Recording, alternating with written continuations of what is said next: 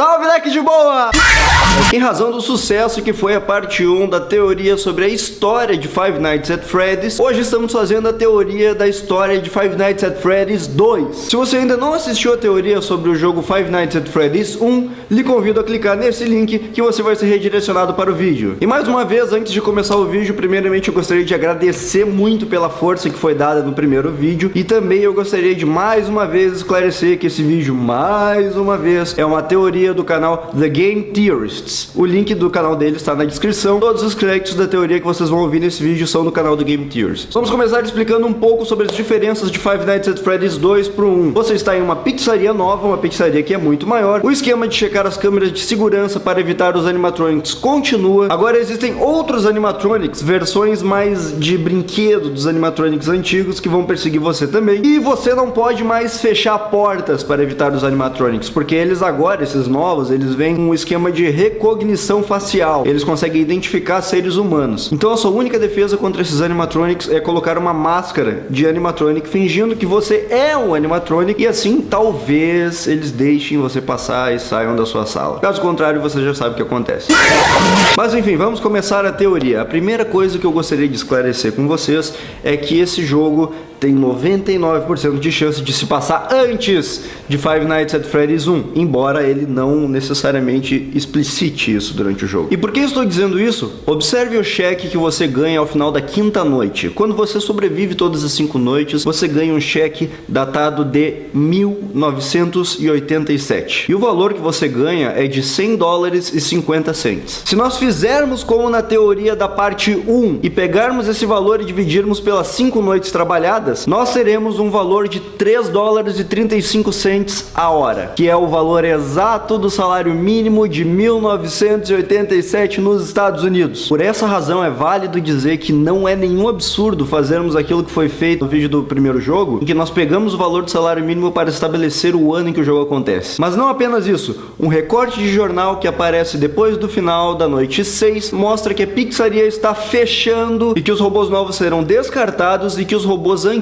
retornarão para a pizzaria. Isso explica a ausência dos robôs novos em Five Nights at Freddy's 1, mesmo se passando depois do jogo 2. Isso sem contar que o mesmo recorte de jornal anuncia que a pizzaria será fechada e dará lugar a uma pizzaria significantemente menor. E se você reparar pelo mapa das câmeras de segurança de Five Nights at Freddy's 1 e 2, Five Nights at Freddy's 1 tem uma pizzaria significantemente menor do que Five Nights at Freddy's 2. Além do mais, em Five Nights at Freddy's 2 temos o retorno do cara do telefone,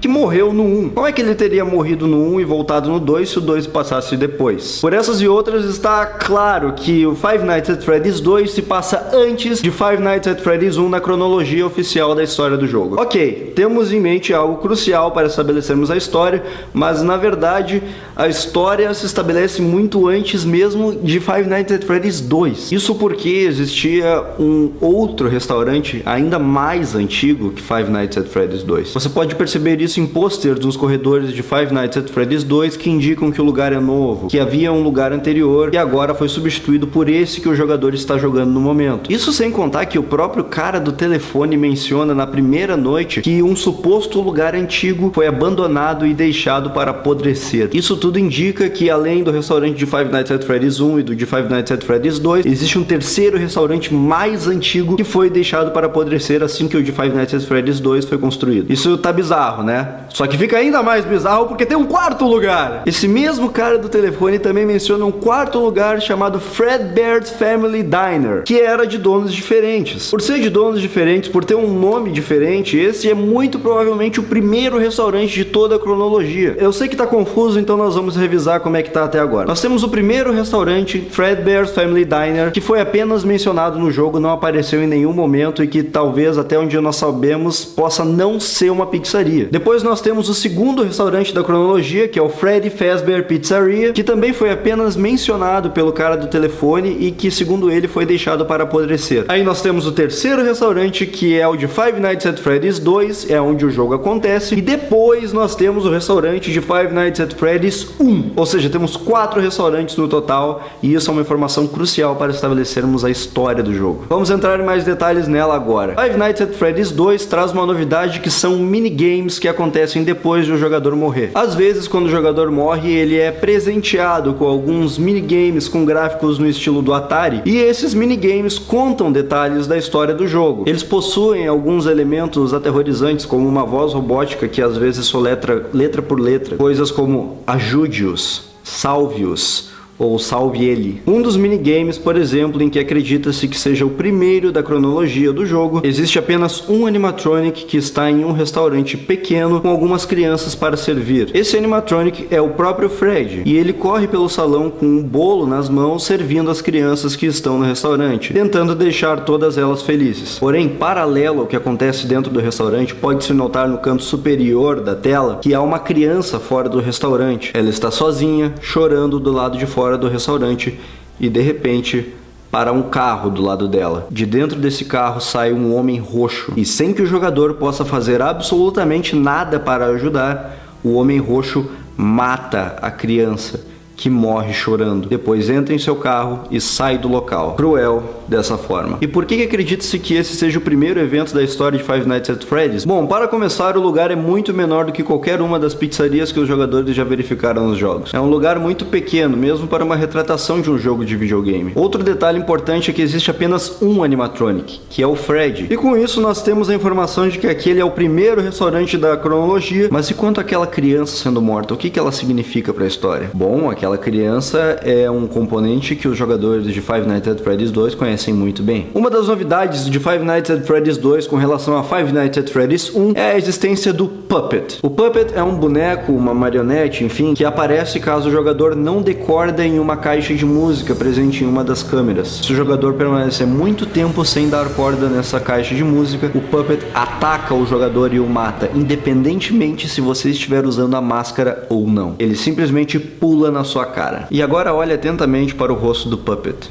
Você consegue ver algo além desse olhar penetrante e desse sorriso maléfico? Observe abaixo de seus olhos. O que são aquelas listras azuis? Seriam por acaso lágrimas? Lágrimas iguais às da criança que morreu no minigame mencionado? Pois ela parece morta com duas listras embaixo do rosto dela. Como ela estava chorando antes e durante sua morte, é muito provável que aquelas listras também sejam lágrimas. Será que isso não indicaria que a criança é o Puppet? Se isso não bastar para você, eu recomendo que você verifique o que acontece depois do minigame que nós mencionamos. Ao final do minigame mencionado, o jogador tem um jump scare, e o jump scare não é ninguém mais, ninguém menos que o próprio Puppet. O Puppet aparece na tela e ataca o jogador. Para mim já está suficientemente claro que aquela criança que morreu é o Puppet. É uma sexta criança nova na franquia cuja alma, depois de sua morte, penetrou em um dos bonecos da franquia, Freddy Fazbear. Aliás, por mencionar Freddy Fazbear, esse incidente pode muito bem ter sido o que motivou a venda da Fazbear's Family Diner para a companhia Fazbear Entertainment. E seria isso que explica o fechamento desse restaurante e a abertura do segundo restaurante da cronologia, o primeiro Freddy Fazbear Pizzeria. Esse segundo restaurante seria aquele mesmo em que nós mencionamos no primeiro vídeo, em que um funcionário do restaurante se veste de animatronic e atrai 5 crianças para um local escondido. E é nesse restaurante que acontece de os animatronics apresentarem um odor ruim, manchas de sangue, de gosma saírem de suas bocas e olhos, e por causa disso a inspeção sanitária fecha o restaurante. E com relação a ele, nós temos o que pode ser o segundo minigame da cronologia, que é o minigame Help Them. Nesse minigame, o Puppet, que nós mencionamos agora há pouco, coloca as 5 crianças mortas nos robôs, dando nova vida às suas almas. É nesse momento em que pode estar havendo uma explicação de como os robôs ganharam vida e estão matando o jogador. O Puppet é o responsável por colocar os corpos das crianças nos animatronics, e assim elas podem começar a sua busca por vingança. Mas existe um problema. Nesse minigame existem apenas 4 corpos que são colocados em robôs, e o incidente menciona 5 crianças. Por que não existe uma 5ª criança?